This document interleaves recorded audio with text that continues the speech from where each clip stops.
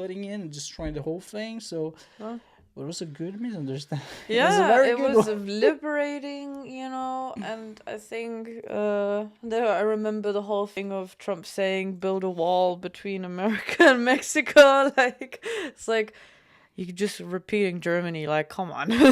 Stop. And then the whole, I think, what was it, the mass deportation that they're planning. Oh, yeah. Yeah, just that comment of, so you're just gonna force families apart? Like, no, deport them together.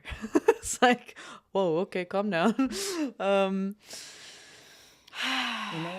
think there, like everyone, we were talking about Mr. Beast earlier, right? There's the good and bad side, and I think that applies to everyone. Everyone has the dark and the light inside, and I think that's not different from Trump. I think he has like good intentions, but sometimes he's go a little bit to the extreme, Yeah.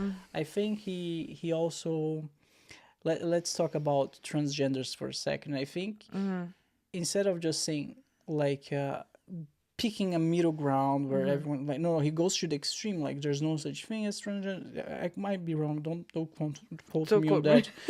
But like there's no such thing, there's only men and women. Like this is very like extreme, like there's no middle term, Yeah. No, I feel okay. So on the topic of the whole transgender movement and the LGBTQ and whatever. Oh, sorry, there's more letters added to that. But yeah, like people, you be who you want to be. Just don't force it down my throat. Right? Please don't be like Christianity when I was growing up. Like, but then you're against it. I'm not against them. Yeah, but you are. But that's what they think. Yeah, that's what most of them think. Yeah, I'm sorry to disappoint, but like, no, you be what you want to be how you feel, but just don't start crying when I misgender you by accident. Now you need to share the toilet with them. Oh, please, no. So you're against. I don't like the whole, like, you know what I'm yeah, I know. I'm playing. I know. But like, so males turning into females is like, don't come in the female Olympics. I'm sorry, that's not fair. You have the physical attributes of a male, right? You can't, no matter how many hormones you take, you cannot force your natural bornness out, basically. You're just donning a mask, so you're now a wolf in sheep's clothing, Yeah. So I think there should just be transgender Olympics and just normal male, female, right? So we have 3 sections, yeah? So that the fight is over. I don't like this whole fucking fight about, men, like transgender males should go into, into the female. Then it's like, okay, but then if females do it, who transfer into male, go into the male part, of course they're going to lose miserably. Because we're not on the same, like, again, biology is very different between male and female. So obviously there's like plus and minus of each, like, of each side. And I think just transgenders have their own thing going on. And then just and same with the bathrooms. Just transgender toilet, male, female. I'm gonna play devil's advocate for a second. Isn't that segregation? I mean, would you want to be in the same bathroom as all the women? I'm asking you the question. I'll turn back because I saw a transgender making this argument, like it's the same thing as they did back in the days with black people. Like the black get their own water fountain, they get their own bus section, they get. I mean, that's extreme. That's crazy. Yeah, that was extreme. I'm not saying we need to have separate water fountain. Like, you're transgender, here's your water fountain. Like, no, we can still share the same water fountain. I'm just saying about, is my privacy in a bathroom that I'm also not comfortable being in. I hate public bathrooms. Disgusting. Most of the time. Sometimes, though, you have a very rare gem of a very clean public bathroom. You're like, this place.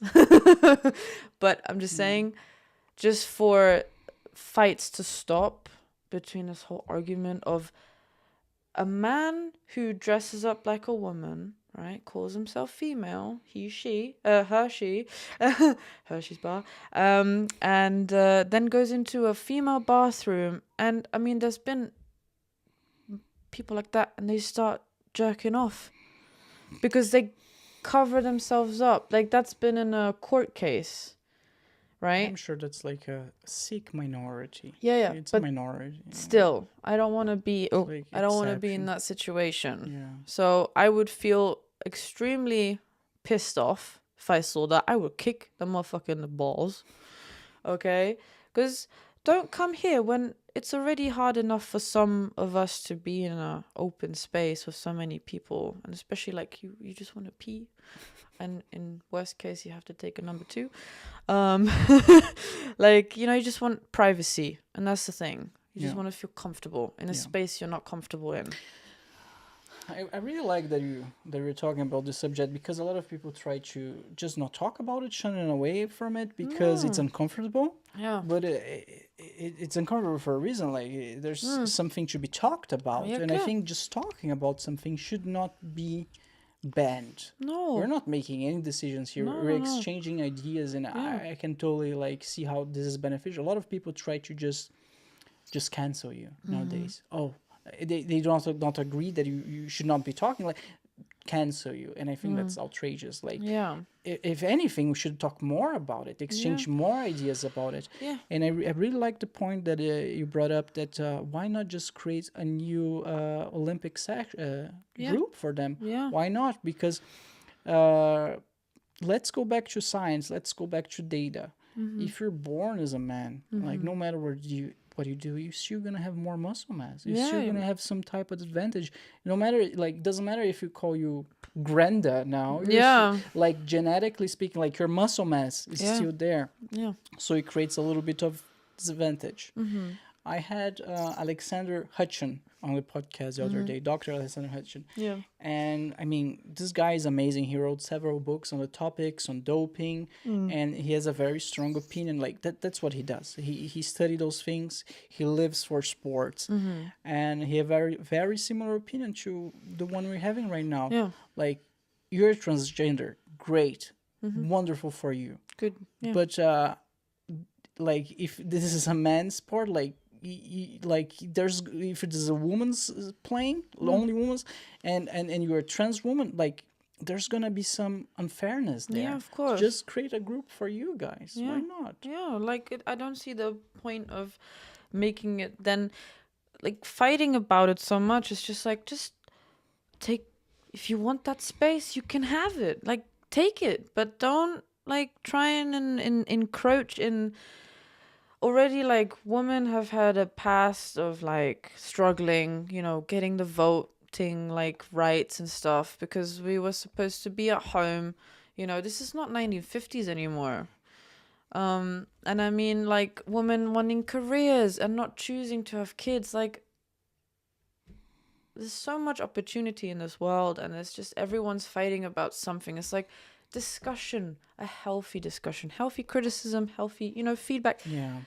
And it's so, because, like, a megalomaniac is someone who wants to just take all the world's problems and just away, I couldn't agree more. Like, if you are listening to us right now and if you disagree, like, reach out and let's try to have a respectful conversation. I wanna hear your side, and I wanna understand it. I'm not, like, attacking you. No, it's just, like, different perspectives, and there's nothing wrong with that. Like, we benefit from each other by sharing those ideas and learning together. Like, that's my view on it.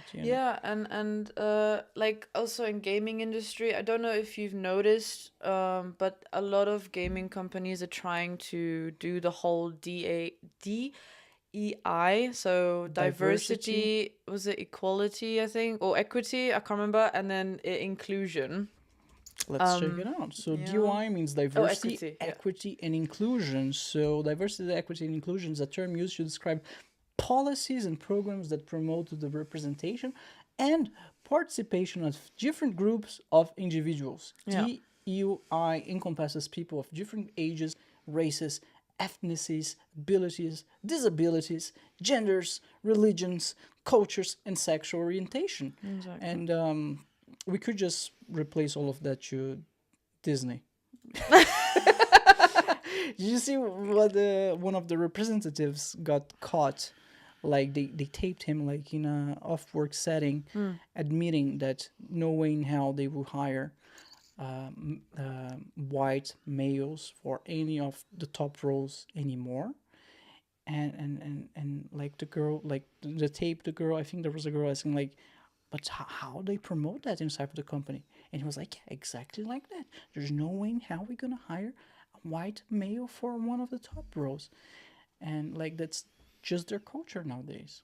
It's very toxic. Isn't that The op is no. If you want an inclusion, include everyone. To me, racism as a whole is a farce. It's a is that excuse. racism? I would say so, but I don't really like. I see you as like as a body, as a vessel of your being, right? That's just. I don't see Thank you. color. I don't see color. I don't. I couldn't. You just see care. my body. Okay?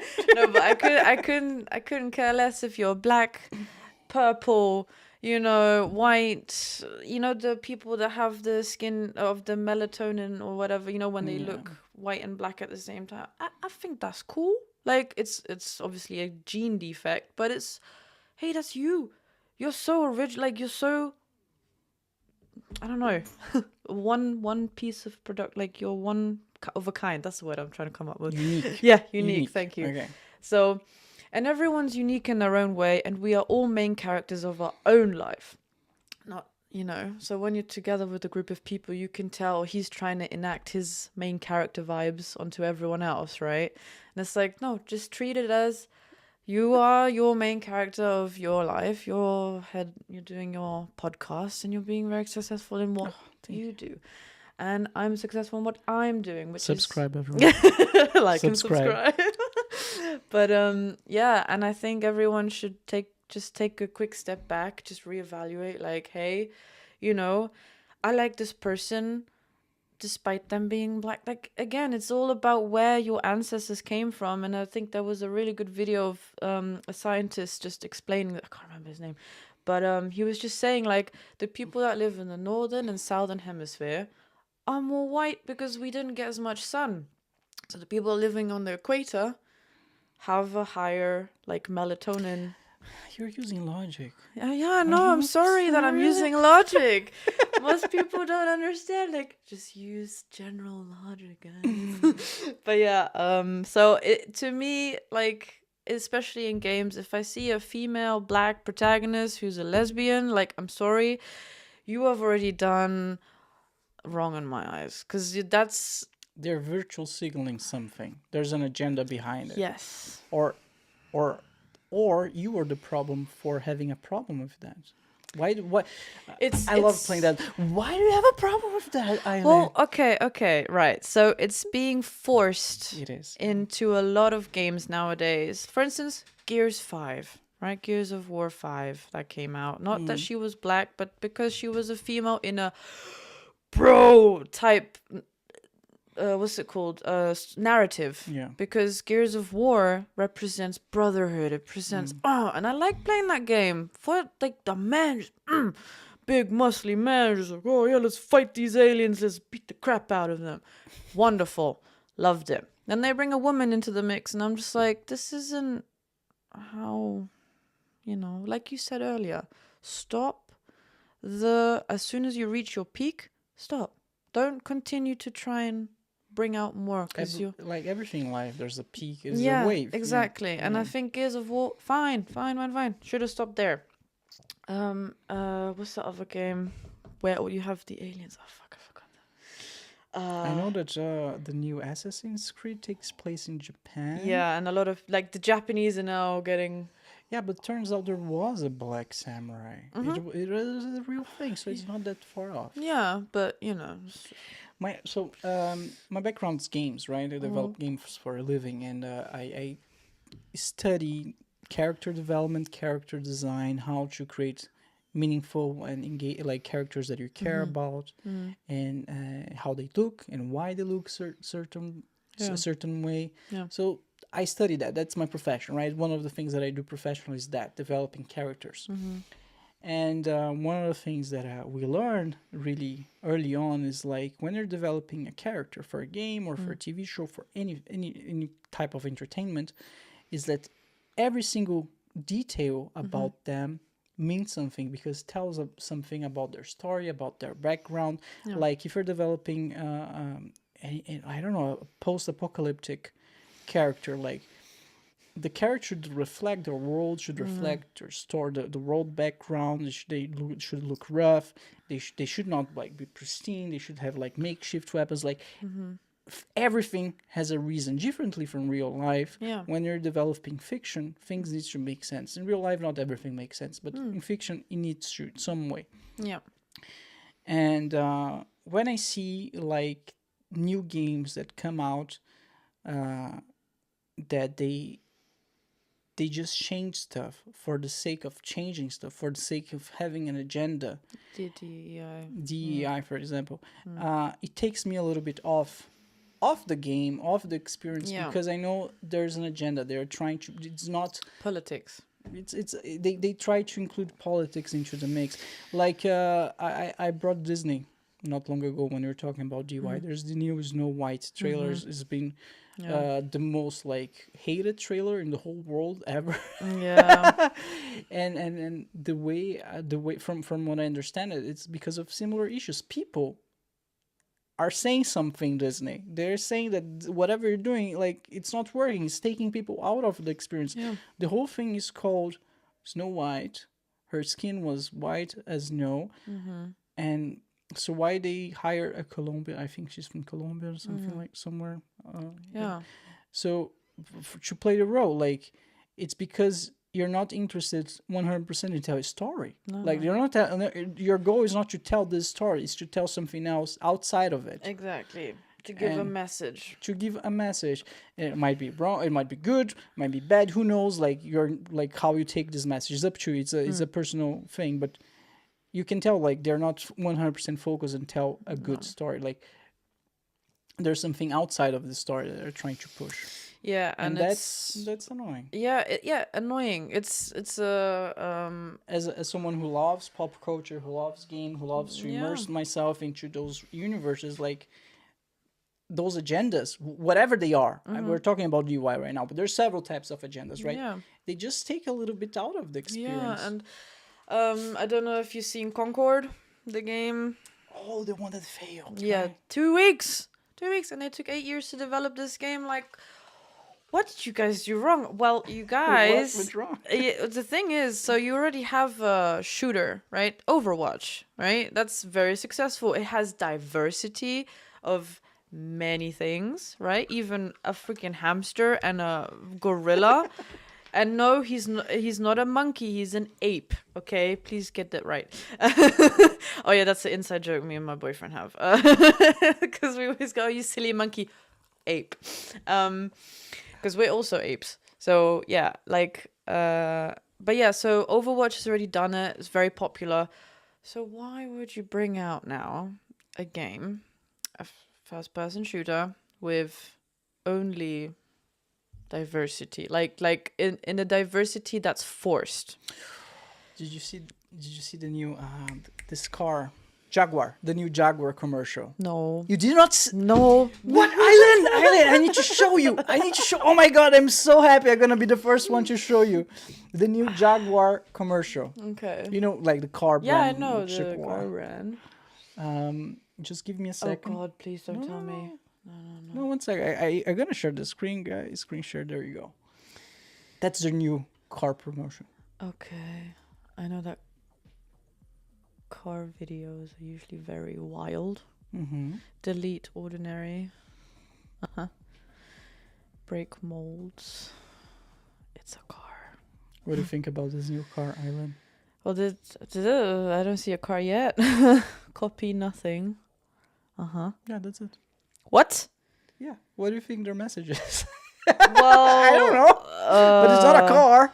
No. It's the same thing as Disney. Like, where's the product? Where's the good experience? Like, no, you're trying to push something completely different. Yeah. What is this? Again, this is the whole. We want to be including diversity, but Which is we're a beautiful message, right? Yeah, I get that. But I think everyone should be welcome and feel. yeah. Enjoy what if you like the car. Like, I want to see the car. Why are you showing me people? I don't. Sorry, I don't care about the people. I want the car. because I mean I know there's many car commercials that are quite wild. You Yeah. know, they do like like snowboarding and then like the new Jeep, blah blah blah. It's like, all right, but you telling that the Jeep is gonna be like, you know, it's rough, it's out there, it's in the snow, tundra, whatever. So that coincides. Yeah. But now you're telling me, like you have people. Okay, so we're breaking diversity, like for a car. Like, what are you changing? Like, other than just bringing out this message, like, is there gonna be something different that you're doing to the car? The look of it, you know, like, is that why you're doing this diversity message? You know, instead of normal Jaguar you have in your head, right? What shape is it gonna be? Is it just gonna be the same? Because then you're not breaking molds. You're just copying, pasting, you know. So whatever, but. This whole topic is just, it's so big, so vast, but I think, have you seen Dragon Age Veilguard? I heard they're going through similar issues. Like, people They are not are- happy with the game because, No. again, they're focused on DEI. Yes. Like, Do you know, have you played Dragon Age Inquisition and the previous I never one? played any of the Dragon Ages, I'm Okay. sorry, but I heard they're good. At Yeah. least the initial ones. Yeah, so for me, like, because I got introduced to the Inquisition, that was my first Dragon Age Yeah. play, but I've watched a lot of gameplays on the other ones, and I was like, ooh, story, heck yeah, point, you know? Mm-hmm. Medieval type style, really like dragons, magic. I was like, oh, this is awesome. And Inquisition that I played, character interactions, and you're like, oh yeah, dialogue. Oh, they'll remember this, you know, like Skyrim as well. But you know, the world remembers your choices, and yeah, you have your war table. You make decisions on who to help and stuff like that, and some are time constraint. You know, when you're in a section of the game, you have to make the choice then and not later. Yeah, so it's really cool, and I really like that game just because, again, you had also a very diverse cast, and the dialogue, like you said, building a character on how they talk to you, how they act, who they are as them, you know, and also, like, for instance, so the current, or at least what I saw on YouTube, is the Qunari, right? They're the horned people, right? And they're rough. They are, oh yeah, violence basically. So they're all like Viking type characters. And what I see from the dialogue that's coming from that specific character is like at that dinner table. What was it? I am non-binary. Yeah, she said like the one of the dialogues, like, I'm now non-binary. So, and then the mother, right, says, oh, you are something similar to what we call in our language, right? And then she gets defensive and goes, Mom, you don't understand me. Goes into the whole inner emotions completely. And it's like, what does this have to do with Dragon Age? But okay. You know, like, and you just, your main character is just sitting there in between these two bickering, right? And you're just like, well, this is awkward. Does this take the story somewhere? Well, yeah, you can do romantic okay. interests. And Yeah, but because to be fair, Eileen, life imitates art and art imitates life. So it's expected to, the fact that we have those conflicts and issues and questions in real life somehow are reflected into our works of art. So it's understandable that those things are there. But that's fine. But like, for the character to sit down and open the dialogue with that, it could have been done more tasteful. That's what I mean. Forcing it upon the viewers, us, to witness this kind of interaction in a game, it's like it's very forced upon you, and I don't like that. Already took me away from wanting to buy the game, because I listened to the podcast story that they did, because they brought out special episodes, and I listened to that and I was like, oh, this is awesome, I love it. You know, you have like obviously the Vale where they go to rescue one of the loved ones from one of the main characters, right? And it's just so intense. I'm like, oh, this is epic. Yeah, I want this game. And then like I see the reviews and I just go, oh, let me look into this. So I look into it and I'm just like, okay, well, this doesn't really represent the Dragon Age, how I remember it. And I want to know more about the history, and especially Solus, the motherfucker evil. He's the villain? Yeah, he's a villain. Yeah, he if I spoiled someone, I'm sorry. But not sorry. Anyway, so but yeah, he is the Dreadwolf, and he wants to, you know, change the world in his view, right? But I feel like the way the DEI is introduced into this game is very just crammed down the protagonist's throat. I see. And that's why I'm turned off of buying that game completely now, because I come to play a game to get out, away from real life. Yes, issues. I want to be taken in, you know, give me a story like Red Dead Redemption. That's like one of my favorite games, right? Because you're in the West, you're in the rough, out of, you know, like that beautiful scenery. You're out there, you know, you're just living a cowboy lifestyle in the Wild West, where the times are changing, you know, with the whole laws and stuff of no more outlaws, you know, you're just a rough piece of people that shouldn't exist in this time of age anymore, you know. So, and the art style, the character building, it was just... It's on my bucket list. I heard that especially the second one, it's like a masterpiece. But then my friend told me, like, Bruno, but you need to be prepared, because like 500 hours of gameplay. I was like, bro, what? Yeah, no, literally. It's a lot. Like, who has time for it? Well, Levi is just playing the story. For the first time? Yeah. And he's addicted.